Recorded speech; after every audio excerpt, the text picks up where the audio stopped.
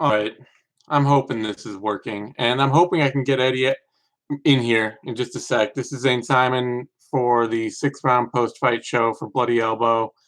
Um, YouTube appears to have changed all their settings since earlier this week when I last tried to, or when I last did a show. So I have no idea if shows are still getting going out the same way or how to set up a new one.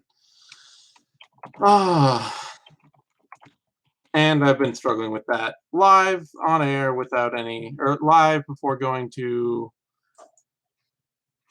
air with anything, and this is the result.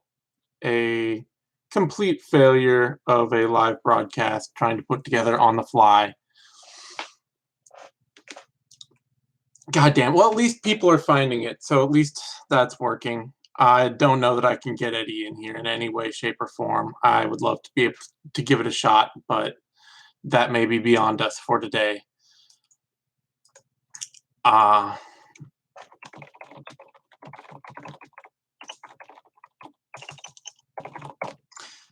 Recapping UFC 225. Let's just jump into that because I don't know what else I'm going to be able to do here. Was a hell of an event, honestly. I mean, the main card or the pay-per-view card, all decisions, not all the fights, maybe the most fun in the world to watch. The whole Holly Holm getting a grind, putting her grind on Megan Anderson, Colby Covington, putting the, I don't know, what could be considered a grind on Rafael dos Anjos, if nothing else, putting a pace on him. And that Mike Jackson versus CM Punk fight just being a shit show. But when you cap it all with a fight like Robert Whittaker versus Yoel Romero 2, you can't really complain. That's MMA at the highest level and an amazing fight at the highest level of MMA. Just a back and forth war all the way through. Something massively fun to watch and really entertaining. And I can't say enough good things about it. Also add in that Tai Tuivasa versus Andrei Arlovski was a lot of fun for a 3 round heavyweight fight. And, as much as it pains me to watch Colby Covington win a high-level MMA fight, he's not doing it by being boring. I mean, there's a little bit of wall and stall, a little bit of clinging in there, but a lot of him just winging wild shots at RDA and making it a sloppy push forward battle of pace and attrition that you got to give him credit for. I scored it for him 48-47. I know there's an argument that RDA landed the better, cleaner, harder shots in earlier rounds and that maybe he deserved the decision. But when Covington's doubling up on you at some point in some rounds, at some point you got to say maybe just landing the cleaner shots isn't enough, especially when Covington didn't seem to be getting hurt worse from it. You can't say like, oh, RDA was landing the harder shots and he was hurting Covington obviously multiple times. But if he's if he's not hurting Covington and Covington's doubling or is outstriking him and outlanding him in rounds, I got to give those rounds to Covington. Even if RDA's landing cleaner, he's moving backward, he's getting worn down, he's the one having trouble fighting him off. So pains me to say it, but I had no problem with that. Anyway, overall, yeah, I'm not going to argue. The bad fights early in the card had a lot of knockouts, made for some fun fights, made for something interesting, good, solid back and forth battles. And then the main event fights, even if they were decisions, other than the Jackson CM Punk fight, they were at least reasonably high level MMA.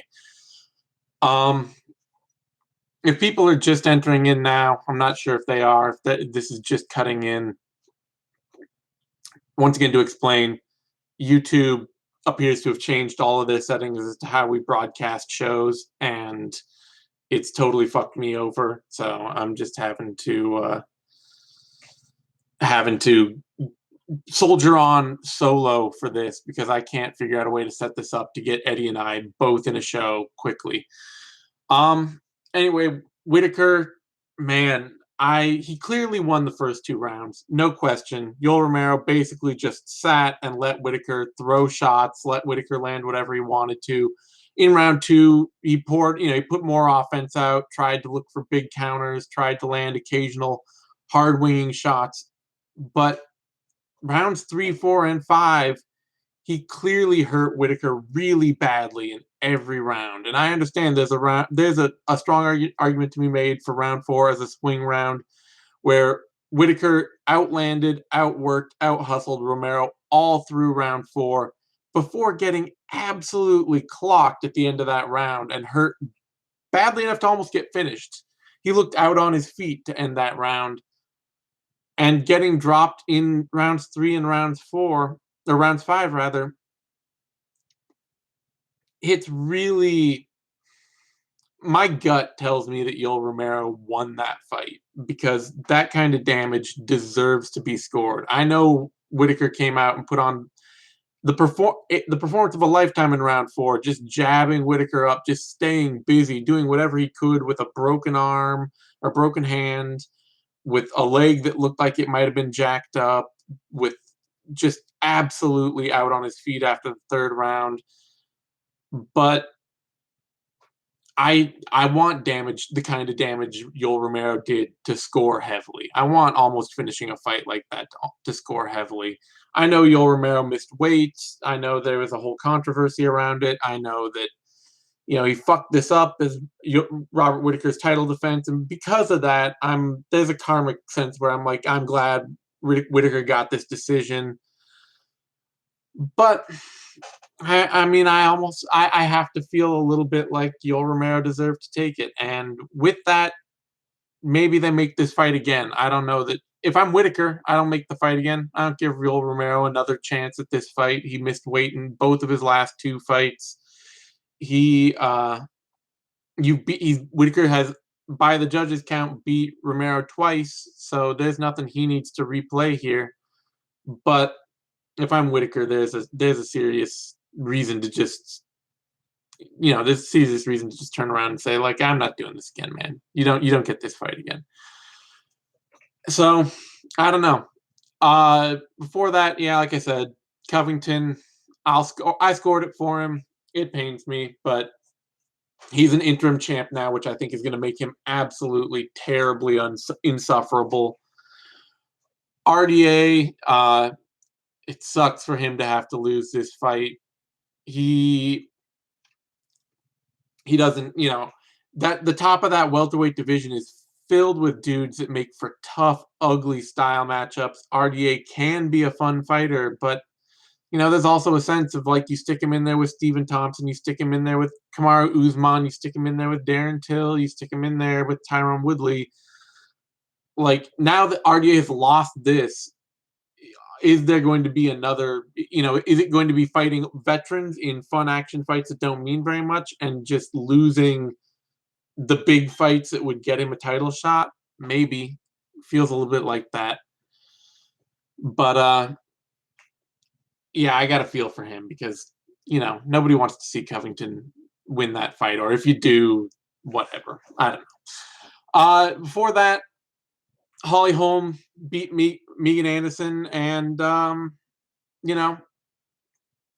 don't know. It kind of sucks for setting up a fight that is more interesting against Cyborg. Cyborg wasn't really all that competitive, no matter what the judges said in that and all the crazy scores that came with it. I Cyborg outstruck Holm 2-1 in basically every round of that fight. So watching it again doesn't make a lot of sense. Holly Holm doesn't really sound like she wants it very badly in the post-fight thing. She's basically like saying, "Hey, I went out and I challenged myself and I did something brave uh against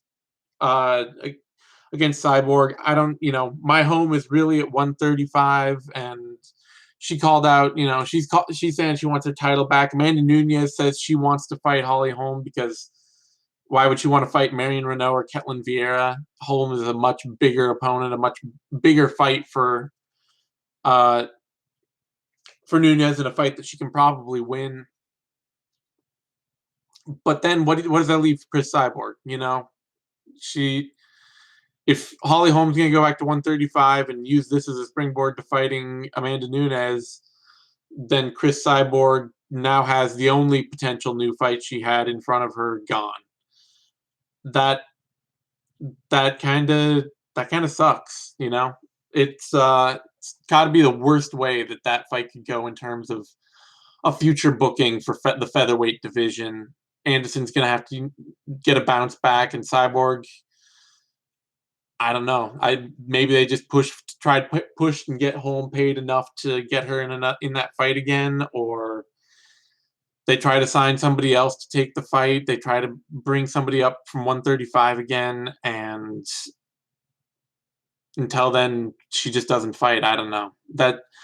It's kind of it sucks that both 135 and 135 for the women's division have nobody really deserving of a title shot to fight in either division.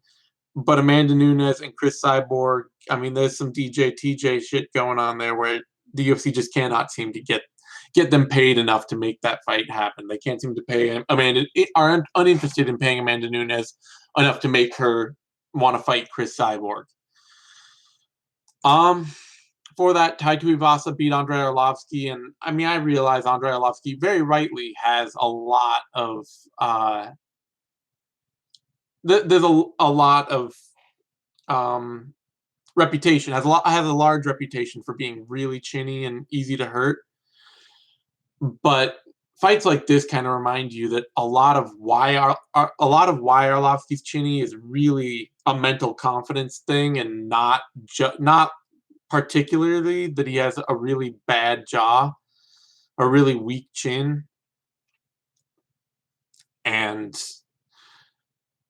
Arlovski, you know, he went through a war with Tuivasa, and to me, like, that's actually the best thing for Tuivasa. If Tuivasa sat down and knocked Arlovski out in a minute, I mean, obviously it'd be a great point of hype for Tai Tuivasa going forward, but it wouldn't be anything new we didn't know about Andrei Arlovski, that Andrei Arlovski has a bad chin.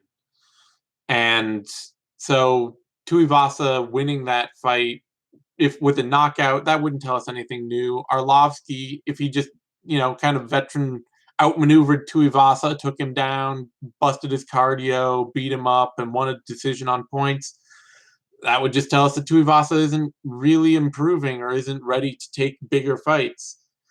Tuivasa hanging out and actually going through a hard-fought 3-round fight with Arlovski and just winning by landing the better shots in each round, by being busier, by keeping his cardio and his output up, that's impressive to me. That makes me interested in seeing Tuivasa take on tougher opponents in the future, seeing him take on somebody like Ben Rothwell or Josh Barnett, or somebody who's not as chinny right now and still is very crafty and has a lot of veteran experience. Although obviously I know Rothwell's off in USADA land, and who knows what Barnett's doing. Last seen doing a lot of pro wrestling, but I think a hard-fought decision win is honestly the best thing Tuivasa could have asked for out of all that.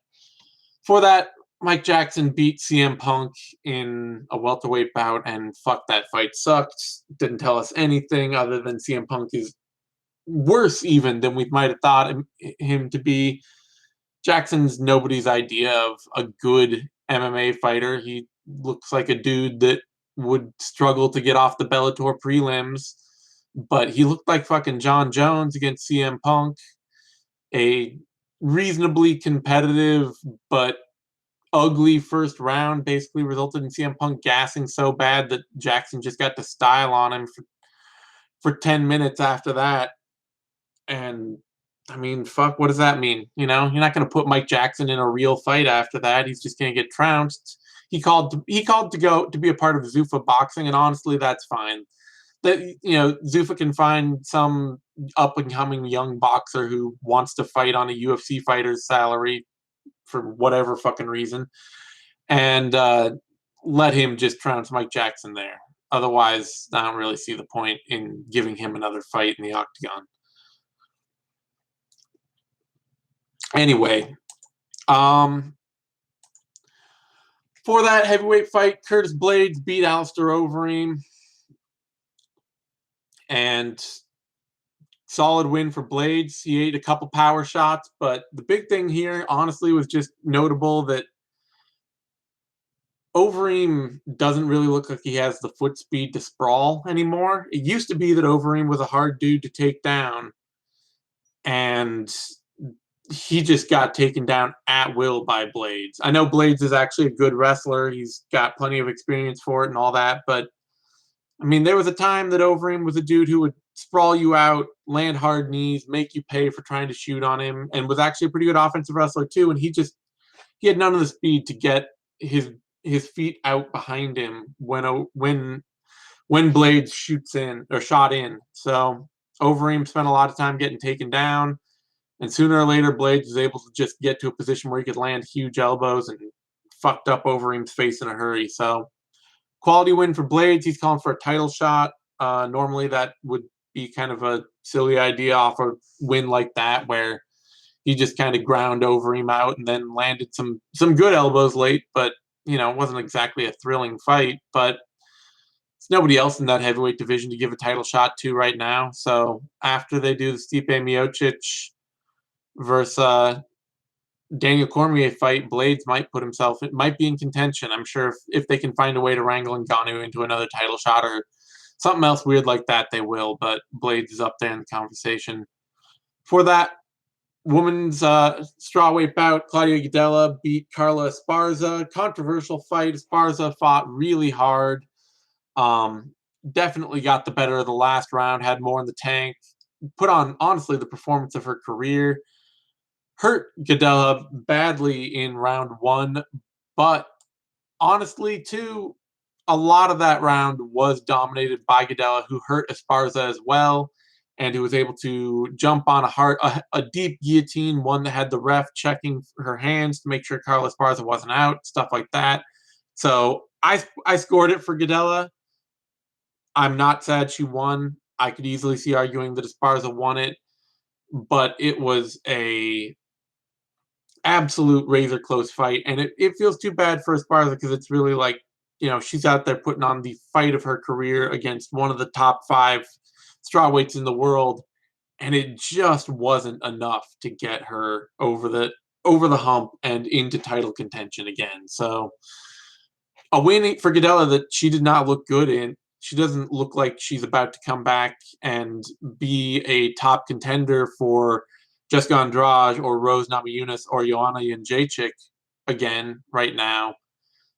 But, it's sort of a fight that didn't advance either women. Guida doesn't look good winning. Esparza looked great, but she still lost. And you still wouldn't pick her to beat Jessica Andrade or Rose Namajunas or Joanna Jędrzejczyk. I'd be interested in seeing Esparza face Karolina Kowalkiewicz. That would be a good competitive fight, but Esparza may need another win before they book it. Besides Bektic before that had a nice controlled performance over Ricardo Lamas. Just kind of outworked him and outpointed him, outlanded him early. Lamas turned it up late, jumped on a lot of submissions, landed the bigger shots in round 3, but that's putting it together too little too late. And Bektic, I thought he took the first 2 rounds pretty clearly. I don't know really what the judges were thinking in that, giving Lamas the second round, and I don't know what they were thinking about giving Bektic the third. I thought that it should have been a pretty straightforward fight to score. Not that the rounds weren't close, but a great win for Bektic to prove that he can push the pace with his speed and his athleticism and his wrestling to compete at a high level. Lamas still is a tough, he's a tough guy who we can see in his late rally in that fight. He's still a tough veteran that can be in close fights, but also just kind of a changing of the guard. Lamas looking more like a guy who's going to compete in the top 10, or Bektic looking more like a guy who's going to compete in the top 10. Lamas looking like a guy who's starting to fall to the bottom of the top 15, who is looking, more on the late end of his career. For that heavyweight bout, Chris De La Rocha, Rashad Coulter, terrible fight, sloppy, fun. I mean, they just went swinging and banging for or for better part of 9 minutes before De La Roca got into mount and finally landed enough punches to finish it. But that second round was sad shit. And I don't know. I mean, I'm shocked De La Roca was still fighting. Honestly, this is his first fight in 2 years rather, and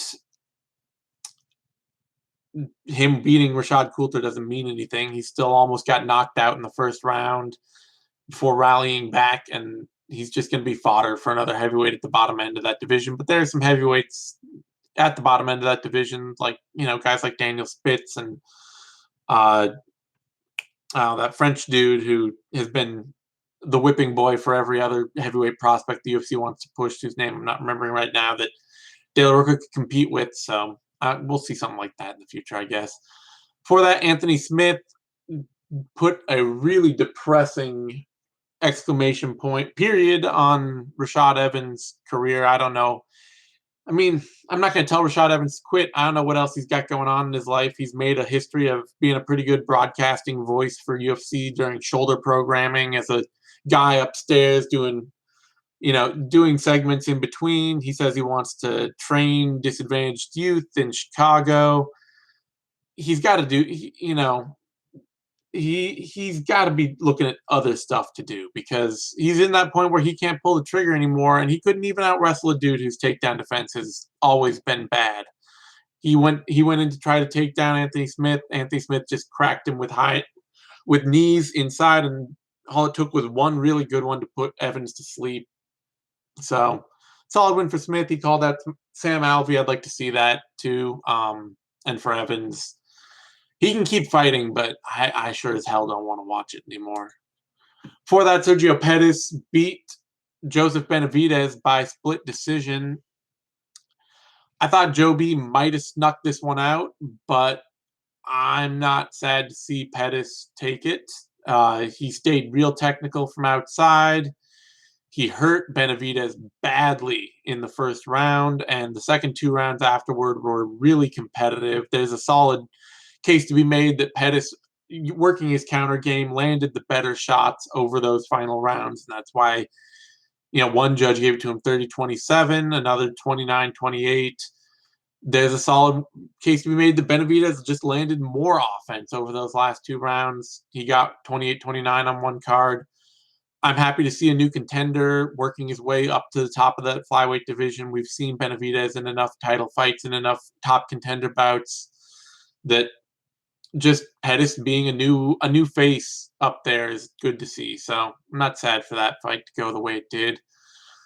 And before that, a lightweight bout, Charles Oliveira beat Clay Guida, and man, he came out and just pressured Guida relentlessly out of the gate, and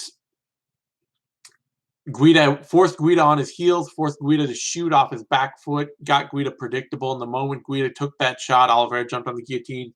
Great sub for him. Unfortunately, Oliveira is talking about going back down to featherweight after this, back down to 145, or even tellingly, as he called it, 146, because he's not wanting. He's never going to go down. He's never going to cut to 145. He's talking, I'm going to make that 1 pound over limit. And man, dude has struggled so many times. He weighed in. I don't even know how many times he fought at 145 that he made 145 clean, but he struggled multiple times to make that weight. And I don't want to see him back there. I don't want to see him at 145 again. He's fighting great at 155. He's still got a problem where he's still got confidence issues when fights don't go his way. When he jumped on that submission on Paul Felder and he had it deep and he doesn't get it, he just kind of quits. But that happened to him at featherweight too. That happened to him against Ricardo Lamas and Anthony Pettis and Max Holloway. So seeing that at 155, this isn't something that size fixes for him. So hopefully the UFC can just convince him that he's not going to get that 145 call. Before that, Dan Ige came out and put an absolute beating on Mike Santiago. Good to see. I didn't think Ige had that kind of aggression in him. So it was really good to see him be to just bite down and really go after Santiago out of the gate and pour on the offense to beat him up inside of a minute. Fun fight. All told, yeah, Whittaker, not a title defense, but still champion. May have to fight Yoel Romero again. Kelvin Gastelum is right there as a top contender. Chris Weidman would be, but his hand's still injured. Honestly, I wouldn't mind seeing Whittaker fight Gastelum and Romero fight somebody else and then come back and fight Whittaker again if Whittaker's still got the belt. But this fight was good enough that if they want to make a third one, that's fine too. I don't know. If I'm Whittaker, I don't take that fight, but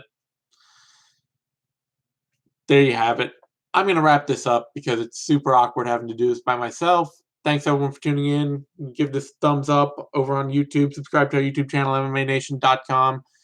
And you can find me over on Twitter at DZaneSimon. Hopefully after this week, or hopefully after this show, I will have this shit fixed for next week, and we will be running a much tighter ship.